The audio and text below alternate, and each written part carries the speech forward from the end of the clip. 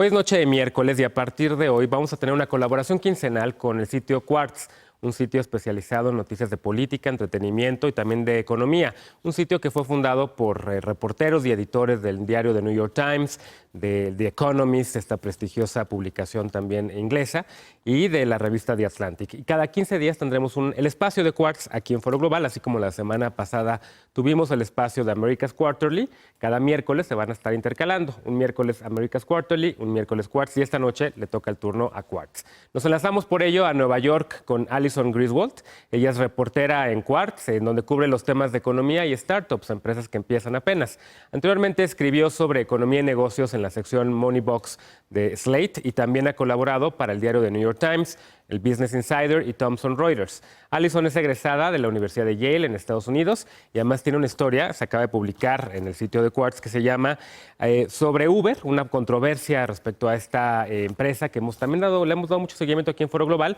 Ella siguió a un chofer, a un socio de esta empresa en Nueva York, que se llama Giovanni Rosario, y tiene una nueva polémica que por lo menos en la ciudad de Nueva York se está desatando con respecto a este artículo que ella publicó, que se titula Inside Uber's Unsettling Alliance with Some of New York's Sheriff's Car Dealers. Adentro de la alianza que hizo Uber con algunos de los traficantes, digamos, de autos en esa ciudad. Alison, thank you so much for being with us in Foro Global, in this alliance between Quartz and Foro Global. Thanks for having me. So you published this week a story called Inside Uber's Unsettling Alliance with Some of New York's Shadiest Cars. We've been following a lot the controversies involving Uber. First, the spotlight was between the relationship among the drivers and the company, and then the CEO and the explosion of the sexual harassment complaints dominated the agenda, at least on the media. But now your article, your piece, puts the spotlight again in the relationship between drivers and the company. And you followed one of these drivers, Giovanni Rosario, a man in New York that you met in January. And what happened? What did you find what's happening with Giovanni Rosario and Uber? So Giovanni Rosario is a driver who wanted to drive for Uber in New York, and he didn't have a car. So he looked into a bunch of different options and eventually leased a car from this dealer, Tower Auto Mall, which is recommended with Uber because it's one of their partners in New York. His lease was very expensive. It had payments as high as $495 a week. He was required to sign this payment deduction agreement, which allowed the company to take the money every week directly out of his wages. And he eventually, a month into the lease, he got sick with pneumonia. He had to take time off from driving, and he fell $1,800 into debt. Wow. And you also mentioned, there are many things about your article that I want to highlight. We don't have that much time, but one of the things that you mentioned is that Uber struggles to retain 1.5 million drivers all around the world. Why is that? What have you found regarding this number that you give, 1.5 million? And why is it so difficult for Uber to retain these employers? So that's right, 1.5 million around the world, about 600,000 in the US. Mm-hmm. Uber hires its drivers as independent contractors instead of employees. And so in the US, what that means is that they don't get benefits that go along with typical employment for most other jobs. So they don't get health care, they don't get a retirement plan, they aren't protected by standard employment protections like a minimum wage.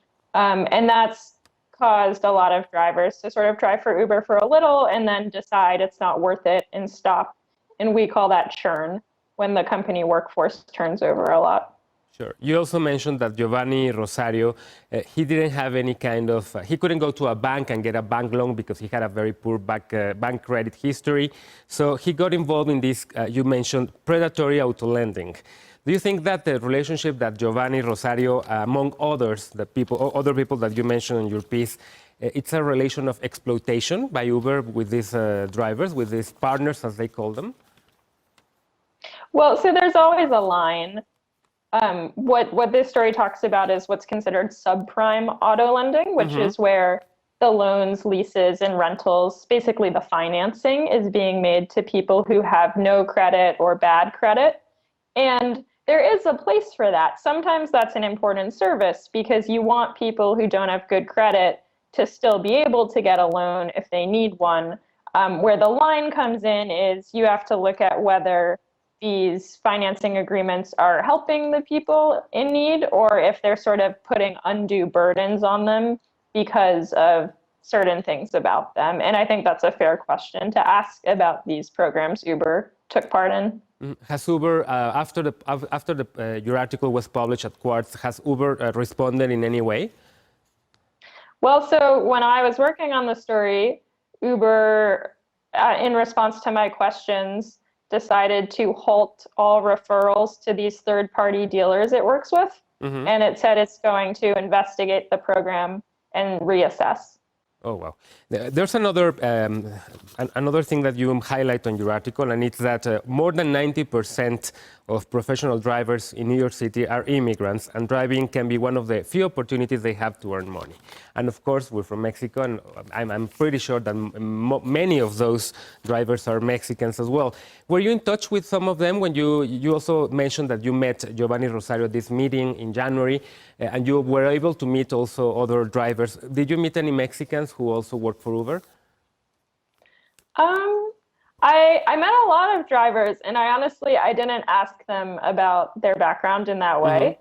But there are, a lot of drivers who are immigrants from all parts sure. of the world, and they're in New York, and driving is one of the things they can do. And that statistic you quoted about the 90%, that's from the local taxi commission. It's a pretty well-known thing. And so what's concerning about these leases and arrangements is that they're taking advantage of a largely immigrant and also poor population. Mm-hmm. And do you see Uber changing its policy regarding this, working with auto lenders, or its policy regarding its employers in the near future? Do you think that it's going after the scandals that it's been facing because of the CEO and because of your story? Do you think that something is going to change in the near future? They've said publicly that they're focused on improving things both internally at the headquarters and for their drivers. Mm-hmm. But it's one of those things where they've mistreated their drivers for such a long time that you can't just snap your fingers and sure. undo that, right? You can't sure. just say, today we want to be nice sure. and undo all the hurt that's been done for however many years. Well, we'll follow what happens in the following weeks. Thank you so much, Alison, for this collaboration with Foro Global. And we'll speak to somebody at Quartz in 2 weeks. Thank you. Thank you.